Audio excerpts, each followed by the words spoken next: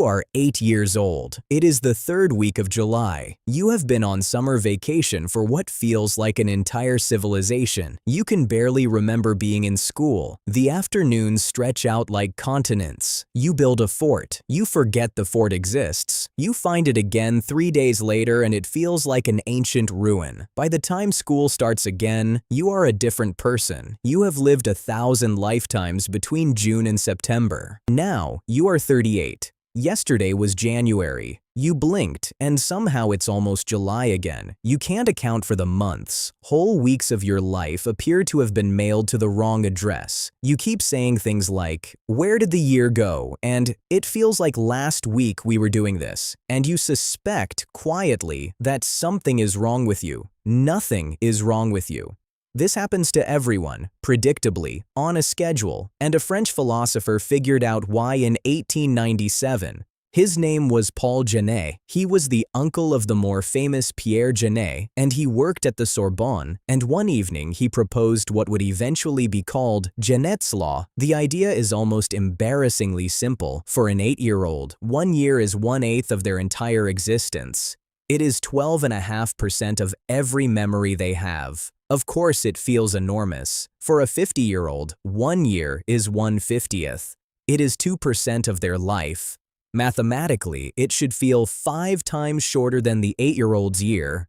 And it does. Janet sketched this out on paper and discovered something quietly terrifying. If you live to 80, by the time you turn 40, you have already subjectively experienced more than half of your conscious life. Not chronologically, experientially. The second half in felt time is shorter than the first. That should bother you. But Janet's math is only part of the answer, and 120 years of research has revealed that what's actually happening is stranger and more fixable than anyone expected.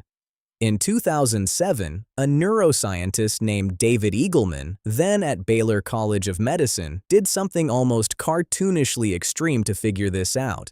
He took volunteers to an amusement park in Dallas and dropped them off a 150-foot tower in freefall while they wore a special wristwatch he'd invented that flashed numbers too fast to read at normal perception. His hypothesis was that if fear genuinely slowed down time, terrified people would be able to read the numbers mid-fall. They couldn't, not one of them, but here's the part that mattered. When asked to estimate how long their fall had lasted, every single subject overestimated it by about 36%. They didn't actually perceive more in the moment, but in memory, the fall expanded.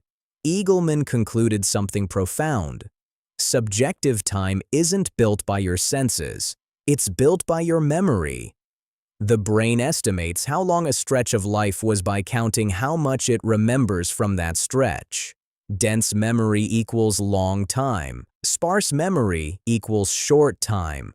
And now, you can see the trap. A child's life is almost entirely novel. Every flavor is new. Every classroom is new. Every face is new. Their brain is laying down thick, detailed memories on every single experience because nothing has been cataloged yet. A summer at 8 is biologically stored as if it were a feature-length film. A 38-year-old's commute is not new. Their breakfast is not new. Their inbox is not new. The brain, which is an extremely efficient prediction machine, has correctly identified that this Tuesday is functionally identical to last Tuesday and has decided not to spend resources encoding it. Whole weeks of adult life get compressed into a kind of mental zip file labeled Generic Tuesday, and the brain stores almost nothing.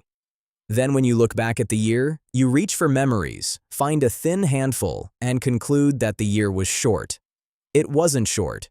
You just didn't record most of it. The psychologist Claudia Hammond, who runs the Time Perception Lab at the University of Sussex, calls this the holiday paradox. A week-long vacation feels strangely slow while you're on it, because every meal, every street, every smell is new. But the strangest part comes after. When you get home and look back, that single week takes up more memory space than the previous 3 months of normal life combined. The week was objectively the same length. In felt time, it was longer than a season. There's also a physical layer to this. In 2019, a Duke University engineer named Adrian Bejan published a paper arguing that the actual rate at which the brain processes new images slows with age. Neural signals travel through longer, more myelinated pathways. Saccades, the tiny rapid eye movements that sample the world, fire less frequently. Each second, an adult brain captures slightly fewer mental snapshots than a child's. Slightly fewer snapshots per second means slightly less time per day, every day, accumulating across a lifetime. But what's worse is what most adults do in response to this without realizing it. They optimize. They commute the same route because it's the fastest. They eat the same lunch because it's easy. They see the same 5 people because it's comfortable. They schedule their life into a tight, predictable rhythm specifically so they don't have to spend mental effort, and the brain, gratefully, stops recording. You haven't been aging faster. You've been living a smaller and smaller percentage of the days you're actually alive for. The clock is unchanged. The mind has stopped writing things down. The cruelest version of this is that the more efficient you get, the less of your life you remember, and the less of your life you remember, the shorter it feels, and the shorter it feels, the more urgently you optimize, and the cycle accelerates into your 40s and 50s like a stone rolling downhill. But here's the part to hold on to.